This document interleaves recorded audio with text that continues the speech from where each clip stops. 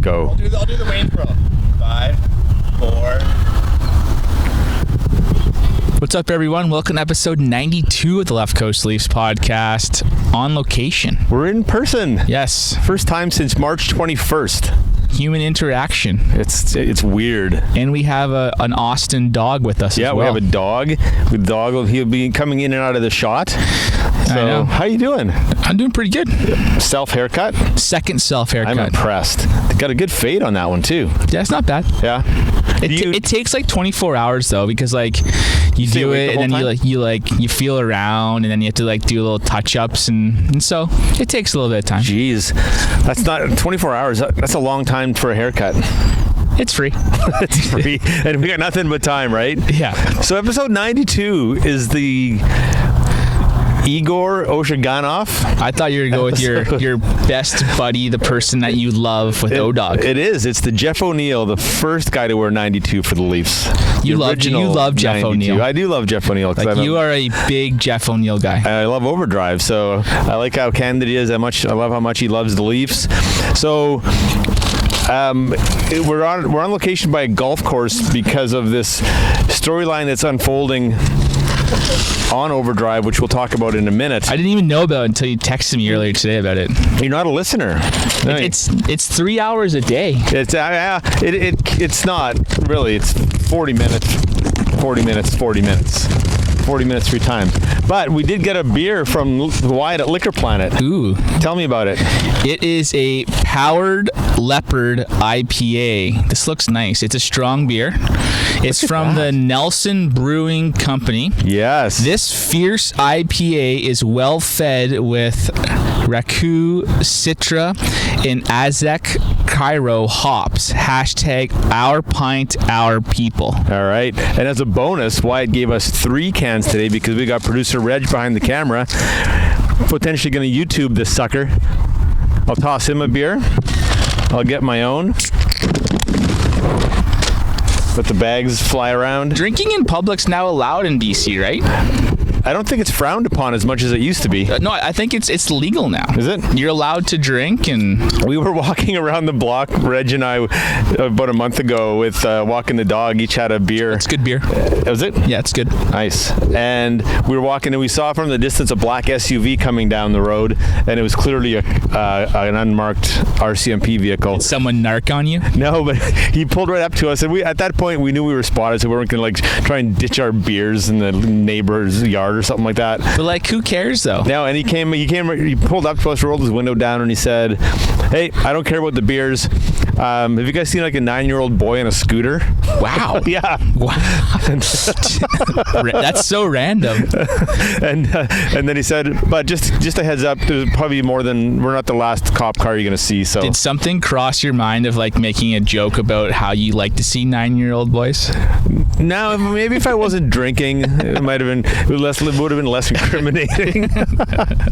So on Overdrive, they started this. Odog started this chirp on Hayes where he would not break 200 at the National from the pro tee boxes because Hayes figures he's about a 12, 13 handicap. Odog chirps him all the time about kicking his ball out of the rough and the foot wedge and taking gimmies on 6-foot putts and all these cheats that Hayes does. If he's a 12 or 13, that means he's shooting in the 80s. But he even questions his handicap too. Okay, it's a rivalry thing they have going on, right? So then they started this thing and this one episode, and then and then people started chiming in on whether he'd break 200 or not at the National. Have you played the National? No. Never. Okay. And so Bob Weeks got involved, Frankie Corrado, they phoned up Darcy Tucker, Steve Thomas wants to be part of the group. And so then this Cool Bets Canada got on board with all these over-unders from different people and over-under 40 putts and stuff like that, right? So what I want to do is I hope this thing happens, and I'm going to lay down some of my own money on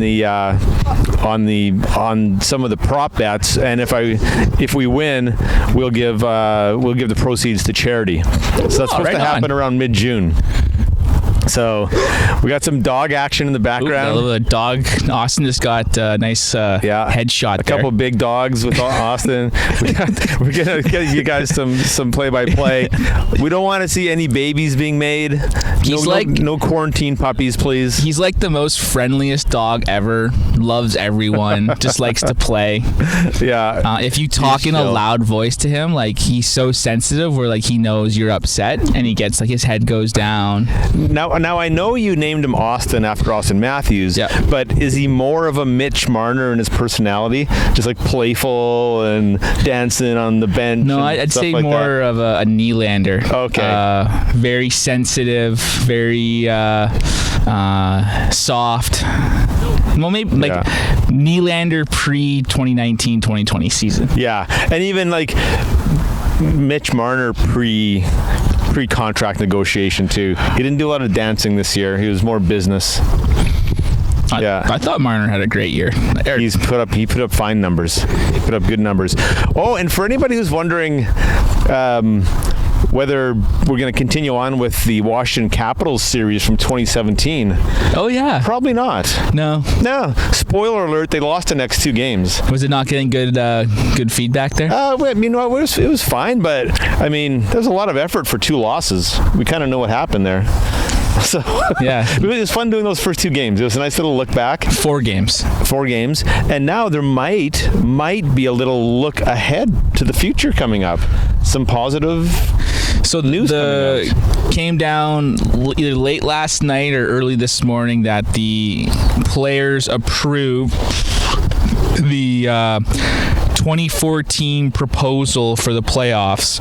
Top 4 teams would go into each play each other, and the bottom 8 would go in a 5 to 12 and so on, best of 5 series. Right. So interesting, and I don't know if it's come out yet.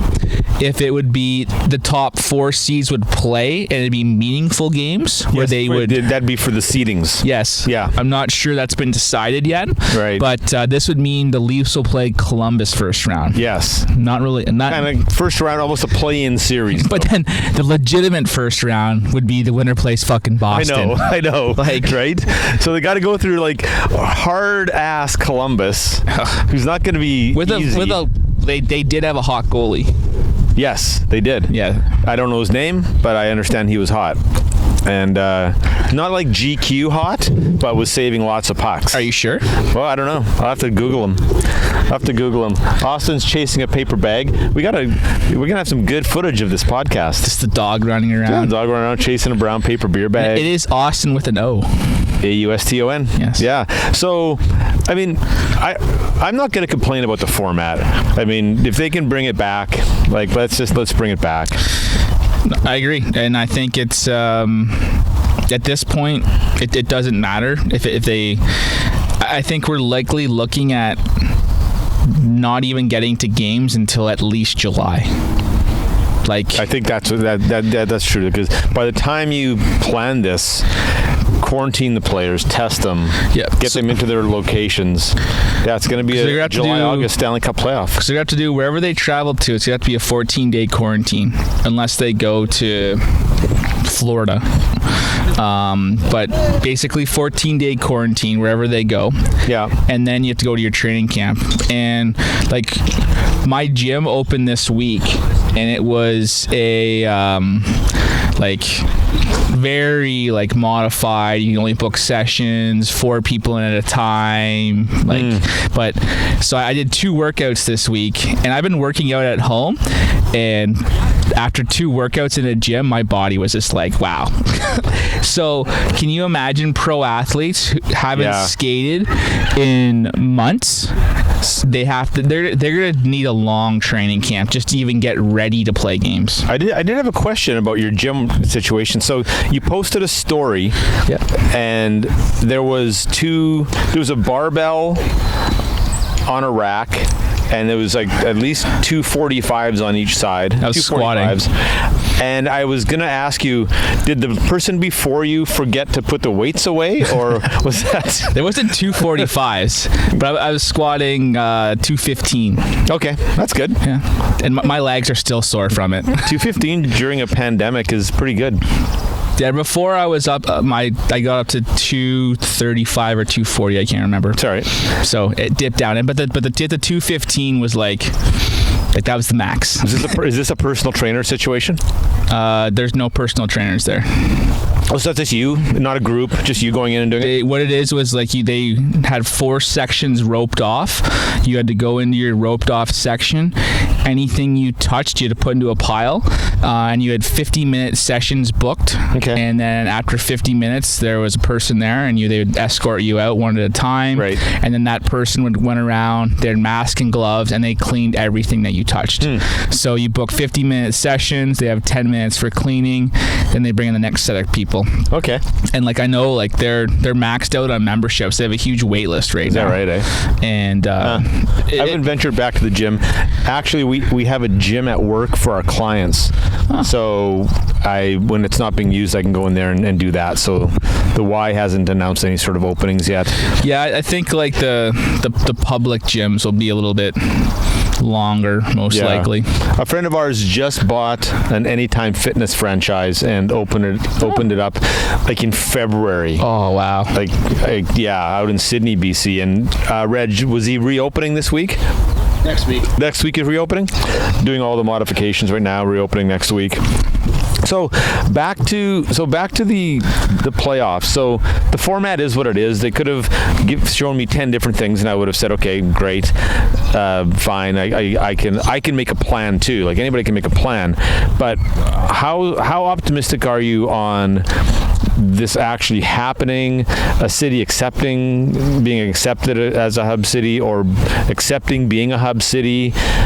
My confidence level is low that they're going to pull this off. Like they're gonna pull it off.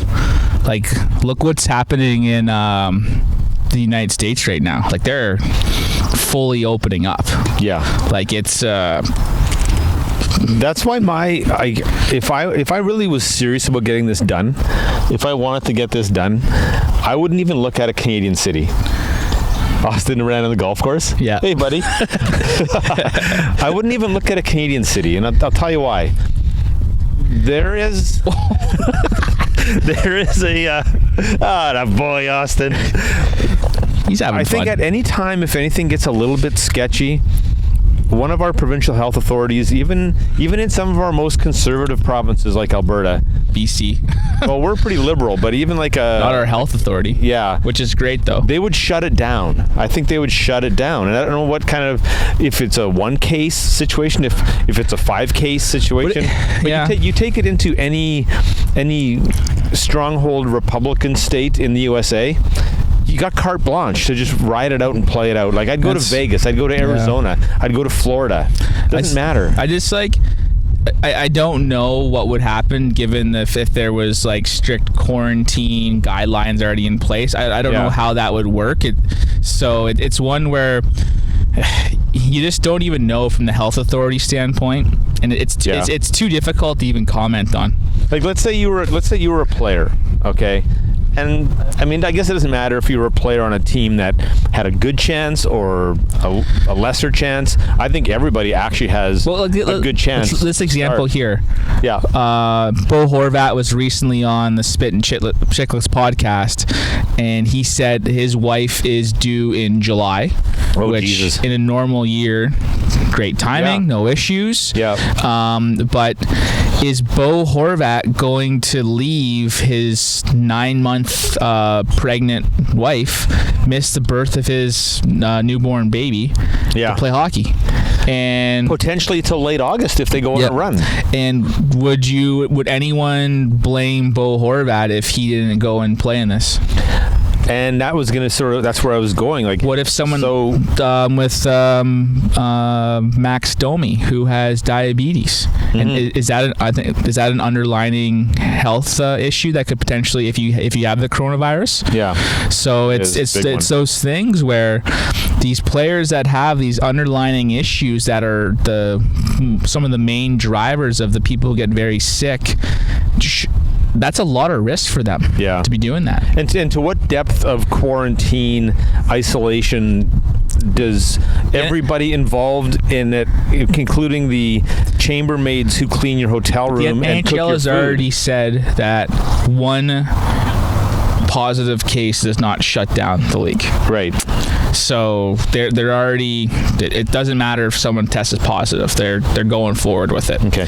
But I agree though. Like, does each team have a personal chef? Do they have like their hockey ops people doing the room service? Like it's going to be. Is it a cruise ship situation where your support staff is also sequestered with you at sea, right? That's where it's like we have seen just with the actual cruise ships, with the jails, with the food processing plants, that this thing is like wildfire in these type of scenarios where if one person gets sick, it could be very bad. Yeah. And the worst case scenario is if something happens and you have to shut it down again. I would like, because this is not going to be cheap.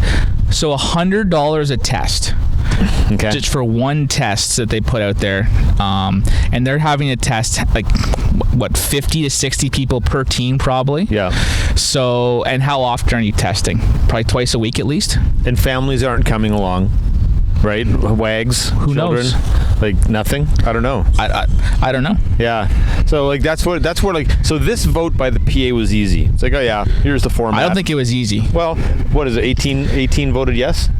I don't remember I know it was 18 out of 31, and that was the majority. So that's not everybody for sure. The bottom 7 teams, that's an easy yes. Be like, yeah, we're paid for the year. We're done. So the next vote will be the big one. Okay.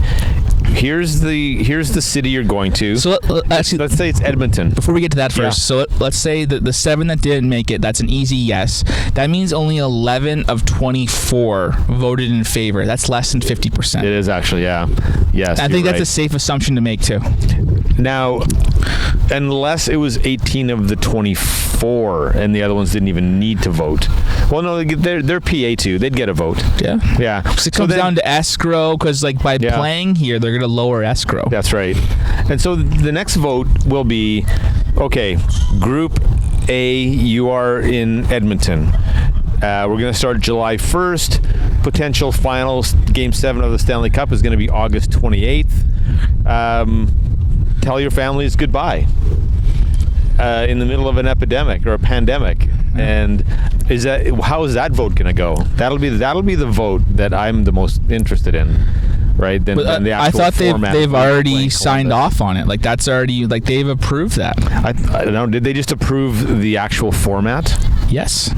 But the playing format, they haven't finalized dates or locations or protocols, who can visit, who can't, or anything like that. What's Austin doing? He just almost got hit in someone's backswing. Oh my God! Producer Reg is getting a bonus today. He's on sheep herder duty. Hey Ozzy! Hey buddy! Hey! No. He almost got clubbed on the first tee. That'd have been a badge of honor for you, Austin. Come here. Sean, control your dog. No, I don't want to put a leash on. Control your assistant captain. He's fine. I know, he's good. He's a good dog. This is a lot. I mean, he's like the most chill dog ever. Oh, and you've looked after Austin before, and you've seen his level of cuddling. Oh, he's a chill machine. Like it's next level. Like he's like it's. I thought my dog was cuddly. This guy is a machine. He's like he practically purrs. This guy. But this is the Juan de Fuca golf course behind us. In case people don't know. So go back to let's get back to our point. So you were talking about the hub cities. So right now it looks like Toronto, Edmonton, Vancouver, Vegas are the 4. Yes. Put them all in Vegas. Like, why don't you just rent out a hotel? Yeah. There's obviously stuff that the guys can do. They can get golf courses. The hotel will have amenities. A hotel will probably love to book out that many rooms. Yes. Yeah. Like New York is right there. They just walk across the parking lot. I'm assuming that Vegas has a practice facility that's probably, because you don't have to worry about the stands. The stands don't matter. Their practice facility is out in Henderson, Nevada, about 20 minutes outside of Vegas, where the players mostly live. It doesn't matter, though. No, that's fine. It doesn't matter. It doesn't matter if they were to go to that crazy, cool winter games facility in Whitehorse. I mean, it just doesn't matter, right? Like you need some good camera locations and that sort of thing. You want to sell it a bit and be able to. It doesn't matter though. No, it doesn't. Like, I'd watch it on a webcam. Exactly. Right? Can you imagine? Single webcam. Can you fucking imagine, like, just having, like, being on my deck, doing a before and a pre-post, just drunk pod in July with the barbecue going. That's what's going to be happening here. Like, that's what's going to happen, because we're looking at middle of July probably startup. Yeah. So the first round of playoffs aren't probably going to be hitting until August. Jeez. And so, like, we'll be like season ending. Like, so we're looking at probably end of September, October sometime. Will be season ending. Yeah. I'm assuming that they're looking at like probably a January startup for next season. With the modified schedule. Pretty much a 48 game schedule with no All-Star break. The lockout schedule. Anything. Yeah, exactly. And I don't think that they have to do back-to-backs, but there's no reason to delay these either, like these playoffs. Like, there's no arena availability issues. There's no TV contract. Well, the only NBC issue might want the Saturday afternoon games, but you can't go 2 games. You can't go 2 days between games. You can't drag this out too long. No, it's got to be every other day. It'll come down to actually facility availability, because you only can probably do 3 games a day in a rink. So, be like Provies. Well, it's going to be like the World Junior schedule. It will be, yeah. And it will be like a provincial championship, not quite, where you're playing games, like sometimes 6 games a day. But I think you're going to be looking at 3 games a day. So the first round of the series, though, if you have 12 teams in a hub there, you can only get 6 teams playing in a day. So you're going every other day, just but you have to. And then you have to take into account, too, of what happens if overtime. What if you get a crazy 3-period overtime? Right. Which will happen, which will fuck the entire schedule. So there's so many things that will come into play, which I think it's going to be cool. Like, I think... Yeah. Do you remember who won the Stanley Cup in the last lockout, or in the 90s lockout? Well, I know the last one was Chicago, but nobody holds it against them. Exactly. What about in the 90s? Who won that one? Nah, Jersey probably. I think it was Jersey. Yeah. But, and everyone holds theirs against them. Yeah. Because they're so fucking boring. But I mean, like, it doesn't matter. Everyone's in the same boat. Like, the entire world's in the same boat here. And if Vancouver got to be a hub city, do you think that you could sneak into the building? No. No? No. There wouldn't be any BC hockey representative there overseeing, series supervisor maybe? Yeah, no. No. Too bad. There isn't a championship supervisor position. But I have a question for you. So as the NHL plans for this, so far they have a playing format. They don't have a location or a date yet. Is that kind of what your job is about right now? Is just like making 7 or 8 different plans that you could possibly implement once minor hockey starts again? Is that kind of what you guys got, like a whole bunch of different irons in the fire but nothing definitive? Is that kind of where we're at with minor hockey right now? No, I would defer to what's been said by them from Hockey Canada. Yeah. With the return to play and like more information will be coming there. Yeah. But it's making some ideas but no idea. basically. No, I think it's looking at what's been said from Hockey Canada of working on return to play of what it's going to look like. I think Tom Rennie and Scott Smith have made some great public statements, and that's what I would refer anyone to if they have questions. So sketchy. Oh, by the way, this podcast is brought to you by COVID-19. Yeah. Playing soon at a Southern Baptist church near you. Very nice. Yeah. Those crazy buggers down there, eh? Gotta worship. Yeah. Gotta worship. Then he saw Trump went and golf today. He went and golf, but hey, I mean, I'm as critical as the next guy of him, but God, like, go knock out a round. Yeah. Go knock out a 4-hour round. Heck. Well, that's what I mean, though. Like, there's it's pandemic rules. You can do things, though, safely. Like, I think golf is a sport you can play safely. What do you think his foot wedge game is? Big time. And gimme game is? It's probably gross. Just a lot of like moving the ball, teeing up in the rough, everything, right? I don't know what teeing in the rough. I mean, if I were him, I wouldn't even chase the ball. Like I'd walk 250, drop a new ball. But he owns like multiple golf courses too, so I wonder what his game is like. Did you watch that one on the weekend with the Rory McIlroy? No. Little skins game they had. No. They had that collegiate player from Oklahoma State. I didn't watch that. He had a crazy little waggle in a little hitch in his swing, and he's like the individual NCAA. He has like a little delay, it's kind of a little bit of a hip twitch, and then sets, and then crazy swing, almost like a Barkley. Almost a Barkley. Wow, impressive. Yeah. Well, that's good. That's a good return to social distance. No, I agree. I think we'll get more information as it comes, but I think I think Pierre LeBrun's been the best on top of what's happening, and it seems that the owners will now vote on this 24-team scenario. If they approve that, then obviously they need to approve the safety guidelines and the next steps, but we're making progress. And then I think it all comes down to making sure you pick the right location. And for me, it's don't get it wrong. Yeah, I'd say don't flirt with Canada as much as we just. It's not about where it is as far as pride goes. The thing is, like, nobody can go to the games. You look at what like British Columbia has done, and they're being like touted within like South Korea, like that level of like flattening the curve of what we've done here, where it's safe and like people have all like taken this seriously. Yes, we got our shit together, and I would love to see it in Vancouver, and I think it'd be great for the city. I think it would be great for hockey in Canada. I think it'd be great for the sport, and so I would say bring it to Canada.